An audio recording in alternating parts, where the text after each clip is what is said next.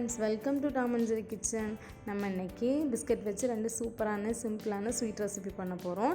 அதில் நம்ம ஃபர்ஸ்ட் பண்ண போகிற ஸ்வீட் பிஸ்கட் பேடா. அது எப்படி பண்ணுறதுன்னு பார்த்துடலாம். பிஸ்கட் பேடா பண்ணுறதுக்கு நான் இன்றைக்கி 20 மேரிகோல்டு பிஸ்கட் எடுத்திருக்கேன். உங்களுக்கு எந்த ஃப்ளேவர் பிஸ்கட் பிடிக்குமோ அந்த ஃப்ளேவர் பிஸ்கட் எடுத்துக்கோங்க. 3 ஏலக்காய், 2 ஸ்பூன் அளவுக்கு சர்க்கரை, 2 ஸ்பூன் அளவுக்கு பால் பவுடர்,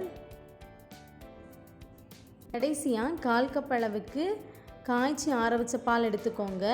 இவ்வளவு தான் பிஸ்கட் பேடா பண்ணுறதுக்கு தேவையான பொருள். நம்ம இனி பிஸ்கட் பேடா எப்படி பண்ணுறதுன்னு பார்த்துடலாம். பிஸ்கட் பேடா பண்ணுறதுக்கு நம்ம எடுத்து வச்சுருக்க பிஸ்கட்டை ஒரு மிக்ஸி ஜாரில் சேர்த்துக்கலாம்.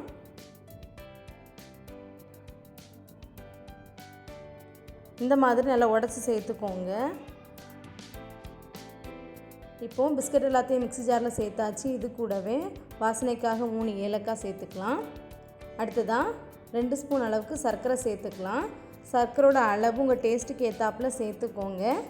2 ஸ்பூன்றது கரெக்டாக இருக்கும். இப்போ எல்லா பொருளையுமே மிக்ஸி ஜாரில் சேர்த்து இந்த மாதிரி நல்லா பவுடர் பதத்தில் அரைச்சி எடுத்துக்கோங்க. அப்போ தான் பேடாக்கு நல்லாயிருக்கும். இனி இதை வேற ஒரு பாத்திரத்தில் மாற்றி வச்சிடலாம். இப்போ இது கூடவே 2 ஸ்பூன் அளவுக்கு பால் பவுடர் சேர்த்துக்கலாம். பால் பவுடர் சேர்த்து நல்லா கலந்து விட்டுக்கோங்க.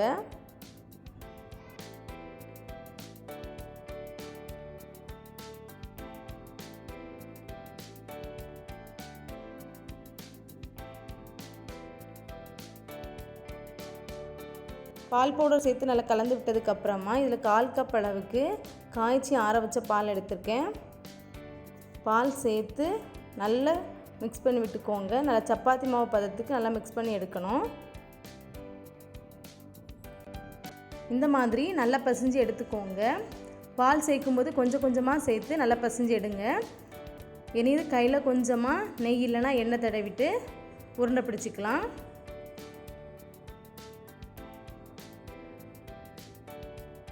நல்லா உருண்டை பிடிச்சிட்டு நடுவில் இந்த மாதிரி பண்ணிங்கன்னா பேடா ஷேப்பில் வந்துடும். இந்த மாதிரி பண்ணி எடுத்துக்கோங்க.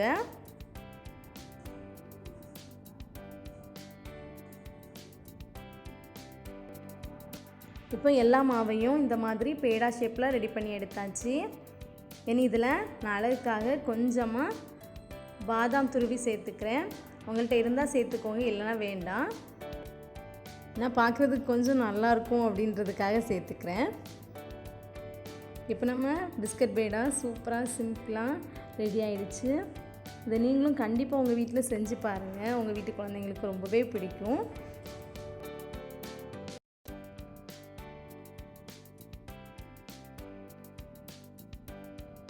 அடுத்ததான் நம்ம பிஸ்கட் குலாப் ஜாமுன் பண்ண போகிறோம். அது எப்படி பண்ணுறதுன்னு பார்த்துடலாம் வாங்க.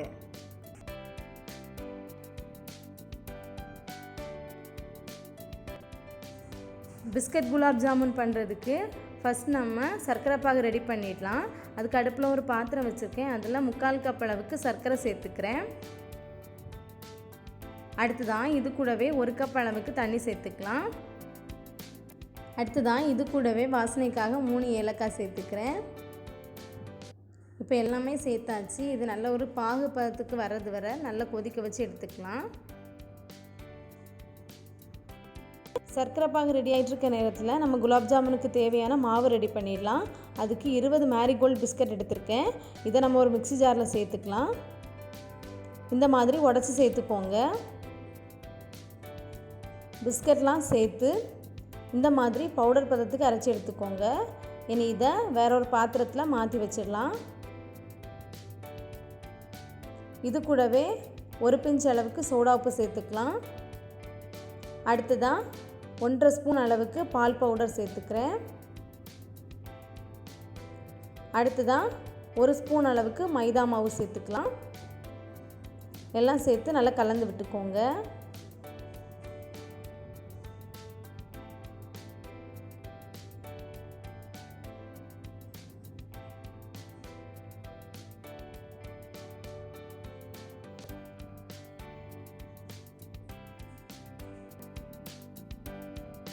எல்லாம் சேர்த்து நல்லா கலந்து விட்டதுக்கப்புறமா இதில் 1/4 கப் அளவுக்கு காய்ச்சி ஆற வச்ச பால் சேர்த்துக்கலாம்.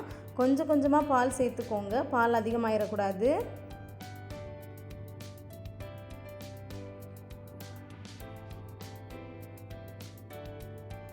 கொஞ்சம் கொஞ்சமாக பால் சேர்த்து நல்லா சப்பாத்தி மாவு பதத்துக்கு நல்லா பிசைஞ்சு எடுத்துக்கலாம்.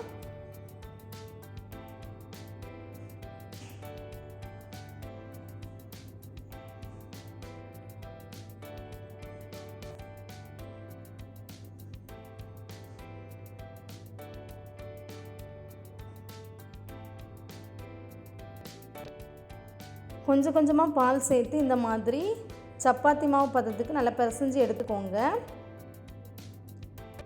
இந்த நேரத்தில் நம்ம சர்க்கரை பாகும் நல்லா ரெடி ஆகிடுச்சு. இது கூடவே ஒரு பாதி லெமன் புழிஞ்சு சேர்த்துக்கலாம். அப்போது சர்க்கரை பாகு கட்டியாகாமல் இருக்கும். லெமன் புழிஞ்சு விட்டுட்டு கலந்து விட்டுக்கோங்க. இனி நம்ம ஸ்டவ் ஆஃப் பண்ணிக்கலாம். அடுத்ததான் நம்ம ரெடி பண்ணி வச்சுருக்க மாவை சின்ன சின்ன உருண்டையாக ரெடி பண்ணி எடுத்துக்கலாம்.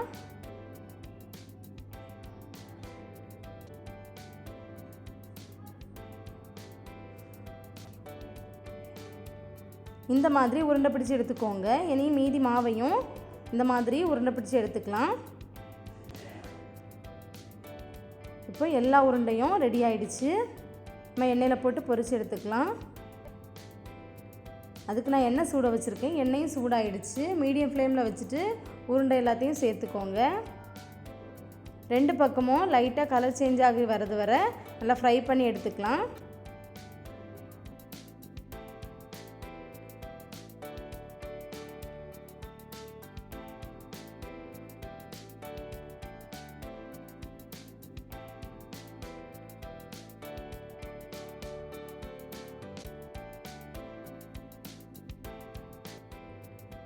இந்த அளவுக்கு ஃப்ரை ஆனால் போதும். இப்போ இதை நம்ம திருப்பி விட்டுக்கலாம். ரொம்ப கரைஞ்சிடக்கூடாது, அப்போ டேஸ்ட் நல்லா இருக்காது. ஒரு நிமிஷம் போட்டால் போதும், ரெடி ஆகிரும்.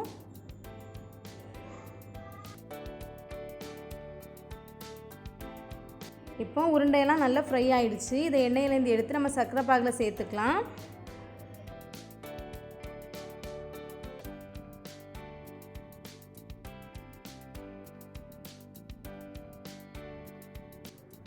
இனி இதை ஒரு 2லேருந்து 4 மணி நேரம் சர்க்கரை பாகில் ஊற வச்சு அதுக்கப்புறம் சாப்பிட்டிங்கன்னா டேஸ்ட் ரொம்பவே நல்லாயிருக்கும். இப்போ நம்ம பிஸ்கட் குலாப் ஜாமுன் சூப்பராக ரெடி ஆகிடுச்சு. இதை நீங்களும் கண்டிப்பாக உங்கள் வீட்டில் செஞ்சு பாருங்கள். இதுவரை இந்த வீடியோ பொறுமையாக பார்த்ததுக்கு ரொம்பவே நன்றி. இந்த வீடியோ பிடிச்சிருந்துச்சுன்னா லைக் பண்ணுங்கள், ஷேர் பண்ணுங்கள், கமெண்ட் பண்ணுங்கள். முக்கியமாக டாம் அண்ட் ஜெரி கிச்சன் சேனலுக்கு சப்ஸ்கிரைப் பண்ணுங்கள். தேங்க்யூ.